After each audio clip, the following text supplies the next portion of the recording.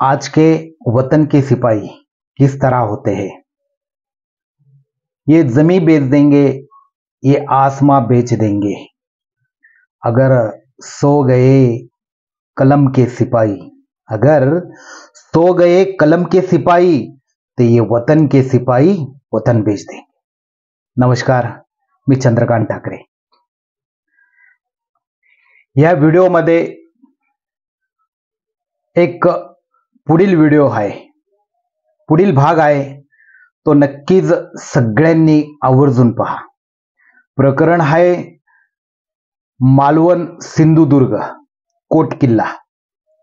या कोट किल्ल्यावर छत्रपती शिवाजी महाराजांचा पूर्णाकृती पुतळा या सध्याच्या सरकारने बनवलेला होता व तो वारा, वादळ, त्याचबरोबर पाणी यांनी तो पुतळा ढासळला।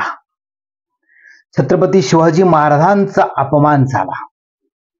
छत्रपती शिवाजी महाराज ज्यांनी जवळपास 350 किल्ल्याच्या वर किल्ले स्वतः बनवलेले आहेत, काही जिंकलेले आहेत, तो एकही किल्ला आज जवळपास 400 वर्ष होत आहेत। 400 वर्षाला थोडाच वेळ बाकी आहे। 400 वर्ष जवळपास पूर्ण व्हायला आलेले आहेत। एकही किल्ला पडलेला नाहीये। एकही किल्ला अतिशय दुरावस्थेत तुम्हाला मिळणार नाही। काही मोजकेच अपवाद जर सोडले, परंतु छत्रपती शिवाजी महाराजांची नीती, छत्रपती शिवाजी महाराजांचं काम, छत्रपती शिवाजी महाराजांनी नुसतं जनतेचंच रक्षण नाही केलं तर संपूर्ण या भारत मातेचं, या महाराष्ट्राच्या भूमीचं रक्षण छत्रपती शिवाजी महाराजांनी केलं। व त्याच छत्रपती शिवाजी महाराजांचा पुतळा असं पडणं खूपच लाजिरवाणी बाब आहे।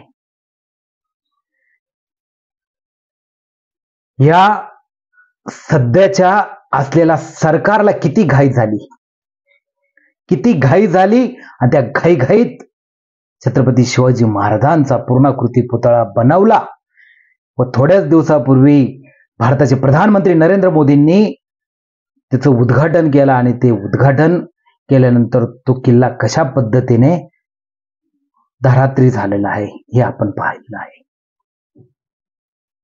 तर आपण विचार केला पाहिजे की आपल्या महाराजांचा अशा पद्धतीचा अपमान, अशा पद्धतीचं जे काही त्यांच्याबद्दल मान सन्मान करायला पाहिजे होता, तो मान सन्मान अजिबात कुठं होताना दिसत नाही।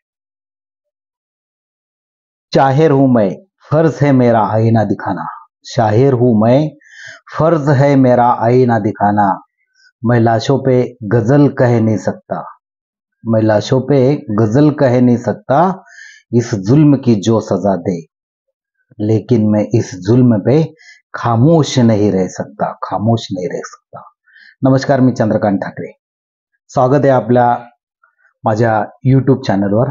आपलं सर्वांचं व्हिडिओ शेवटपर्यंत बघा, लाईक करा, कमेंट करा आणि चॅनलला सबस्क्राईब करायला विसरू नका। छत्रपती शिवाजी महाराज महाराष्ट्राचं आराध्य दैवत। छत्रपती शिवाजी महाराजांचा किल्ला, जे किल्ले आहेत ते किल्ले आज जवळपास 450 वर्ष झालेले आहेत आणि ह्या किल्ल्यांना आजही एकही भेग पडलेली नाहीये अथवा एकही तडा गेलेला नाहीये। बघ, जवळपास 400 वर्ष पूर्ण होत असलेल्या बांधकामाला कुठल्याही प्रकारची इजा होत नाही। आता तरी पाऊस हा थोडा कमी पडतोय, पण पूर्वी जर आपण पाहिलं एक 10 ते 15 वर्षापूर्वी आणि मग त्याच्या पाठीमागे गेलं की 100, 200, 300 वर्षापूर्वी पाऊस हा जवळपास सलग हा 40 दिवस, 50 दिवस, 60 दिवस, 20 दिवस, 30 दिवस असा पाऊस सलग आणि मुसळधार पडायचा। मग ह्या मुसळधार पावसात छत्रपती शिवाजी महाराजांनी बांधलेल्या आणि निर्माण केलेल्या जवळपास 350च्या वरती किल्ल्यांना आजही कुठल्या प्रकारची इजा झालेली नाही. 400 वर्ष जवळपास होत आलेली आहे. थोडीफार डागडुजी नक्कीच असणार आहे, कारण वेळ आणि काळ हा भरपूर मोठा लोटला गेलेला आहे. एक 8 महिन्यापूर्वी महाराष्ट्र सरकारने छत्रपती शिवाजी महाराजांचा पुतळा मुंबई या ठिकाणी बांधला, तयार केला. पूर्णाकृती पुतळा होता. घाई गडबडीत आत्ताच नुकत्याच थोड्या दिवसापूर्वी भारताचे प्रधानमंत्री महोदय नरेंद्र मोदी साहेब यांनी ह्या पुतळ्याचं उद्घाटन केलं. आणि पाहतो तर काय, जोराचं वादळ आणि जोराचा पाऊस. या जोराच्या वादळात आणि जोराच्या पावसात हा पुतळा टिकला नाही आणि हा पुतळा पडला. म्हणजेच काय, हा पुतळा पडला म्हणजे काय? हा पुतळा पडला म्हणजेच महाराष्ट्राच्या आराध्य दैवताचा घोर अपमान झाला. ज्या महाराष्ट्राला छत्रपती शिवाजी महाराजांनी घडवलं, शेतकऱ्याच्या भाजीच्या देठाला देखील हात लावता कामा नये. खबरदार, जर हात लावल तर हात कलम केले जातील, असा सक्त आदेश छत्रपती शिवाजी महाराजांचा. जे शेतकऱ्यांच्या शेतमालाला इजा पोचवतील, लूट करतील, पर्यायी त्यांचं नुकसान करतील, तर अशा समाजकंटकांना छत्रपती शिवाजी महाराजांचा आदेश होता. जर मग असा उभा महाराष्ट्र छत्रपती शिवाजी महाराजांनी घडवलेला आहे, छत्रपती शिवाजी महाराजांनी या ठिकाणी या महाराष्ट्राच्या भूमीत संपूर्ण जातीयता जवळपास नष्टच केलेली होती असं म्हणायला काहीच हरकत नाही. कारण छत्रपती शिवाजी महाराजांच्या काळात हे कलागुणांना वाव होता, जातीपातींना थारा नव्हता. मग ह्या छत्रपती शिवाजी महाराजांनी हा जो महाराष्ट्र घडवलेला आहे, या महाराष्ट्र घडवण्यात छत्रपती शिवाजी महाराजांचं रक्त आटलेलं आहे. जर छत्रपती शिवाजी महाराजांचा तुम्हाला मान सन्मान करता येत नसेल तर अपमान देखील करू नका. नुसती घाई गडबड, नुसती घाई गडबड. आचारसंहिता लागण्याच्या आधी हे श्रेय बीजेपीला आणि शिंदे सेनेला मिळालं पाहिजे, या अनुषंगाने आणि महत्वाचा हाच मुद्दा ठेवून, हीच लालसा ठेवून भारताच्या प्रधानमंत्र्यांना नरेंद्र मोदी साहेबांना या ठिकाणी आणून त्या पुतळ्याचं घाई गडबडीत अनावरण करतात आणि पाहता पाहता थोड्याच दिवसात तो पुतळा धारात्री पडतो.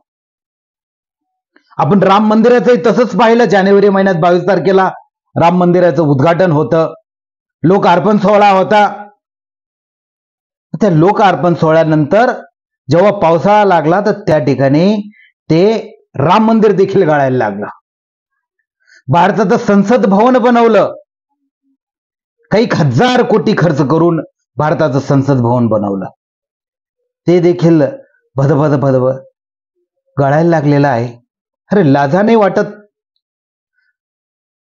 समृद्धी महामार्ग, महाराष्ट्रातून मुंबईला आणि नागपूरला जोडणारा जो समृद्धी महामार्ग आहे, सिमेंट कॉन्क्रीटचा सीसी रोड बनवलेला आहे. जवळपास 700 ते 800 किलोमीटरचा रोड हा सीसी बनवलेला आहे आणि लाखो कोटी रुपये त्या ठिकाणी खर्च केलेले आहे. त्या समृद्ध महामार्गाची दुरावस्था झालेली आहे. रस्त्यांना भेगा पडतायत, मोठमोठ्या भेगा पडलेल्या आहेत. काही ठिकाणी रस्ते उखडलेले आहेत. मुंबई आणि धुळा जो महामार्ग आहे, मुंबई महामार्ग, याला तर विचारूच नका, 2-2, 3-3 फुटाचे खड्डे पडलेले आहेत. मुंबईला जायचं ठरलं नाशिकहून, धुळ्याहून, तर जवळपास अख्खा दिवस प्रवासात जातो. मग ही जर तुमची नीती असेल आणि ही जर राज्यकारभाराची तुमची पद्धत असेल तर ही पद्धत सर्वसामान्यांना कशी पचनी पडती आहे, हाच प्रश्न या ठिकाणी सगळ्यांना पडला पाहिजे. मला तर पडतो, म्हणून मी ठामपणे बोलतोय.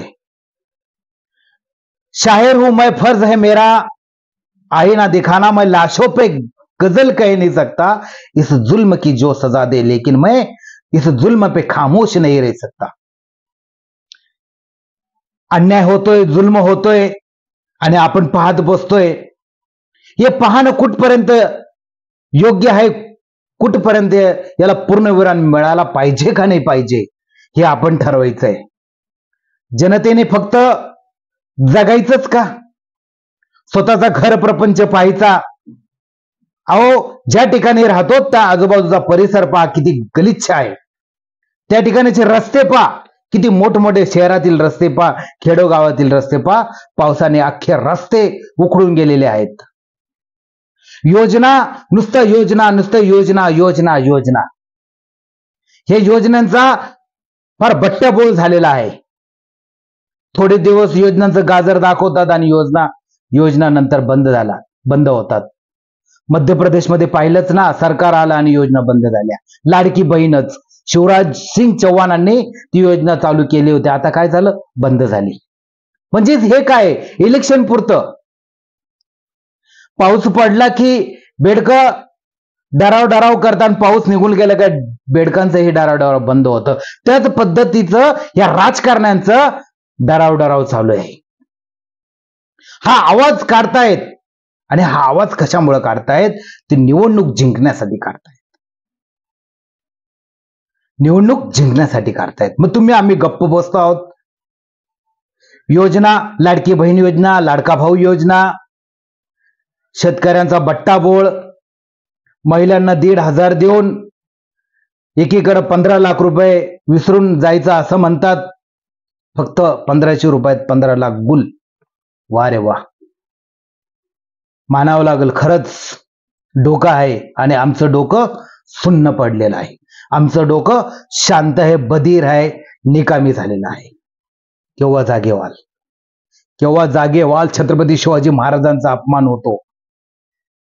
ज्या प्रभू रामाला ह्या देशाचं अस्तित्व तुम्ही मानतात, आपण मानतो, त्या प्रभू रामाचं मंदिर देखील गळतंय. जी देशाची अस्मिता आहे, देशाचा प्राण आहे, जो देशाचा कारभार त्या ठिकाणी होऊन चालतो, त्या ठिकाणी ते संसद भवन देखील गळतीये. इतका मोठा समृद्धी महामार्ग बनवला सिमेंट कॉन्क्रीटचा, त्यालाही भेगा पडलेला आहेत. असे एक ना अनेक खूप मुद्दे आहेत, खूप मुद्दे.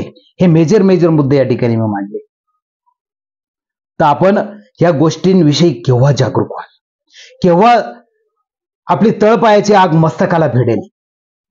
जोपर्यंत आपण असं गपगुमान राहू, असं गप्प बसू, तोपर्यंत आपल्याला मुक्याचा मार वरून मिळतच राहणार. हा मुक्याचा मार जर आपल्याला बंद करायचा असेल तर तुम्ही आम्ही आता जागरूक होणं गरजेचं आहे. जागरूक होऊन यांना प्रश्न विचारले पाहिजे. तोडफोडचं राजकारण बंद करा. हे आमदार विकत घेतात, ते आमदार खरेदी करून इकडं सरकार बनवलं जातं. अतिशय असंवैधानिक सरकार बनवतात आणि तुम्ही आम्ही गप्प बसतो. आमच्या मुलींचे मुर्दे पाडले जातात, मुलींवर अत्याचार होतो, बलात्कार होतो, तरी देखील आपण गप्प आहोत. हो, कुठपर्यंत, केव्हापर्यंत आपण गप्प बसणार आहात? आता विचार करण्याची वेळ आलेली आहे आणि यांची जागा यांना दाखवून देण्याची वेळ आलेली आहे. हेच ती वेळ. आता ही वेळ आपल्याला दौडायची नाहीये. ह्या वेळेचं संधीचं सोनं करून घ्या आणि हे असे लबाड लांडग्यांना सत्तेपासून दूर करा. चांगले लोक बसवा. भले कुठल्या पक्षाचे नसल बसवायचं असेल, अपक्ष बसवा, चांगले बसवा, एज्युकेटेड बसवा, शिकलेले सवरलेले बसवा, ज्यांना जाण आहे, ज्यांना जनतेची काळजी आहे, असेच लोक बसले पाहिजे. अन्यथा तुमचं आमचं शोषण कधीच थांबणार नाही. धन्यवाद. मी चंद्रकांत ठाकरे.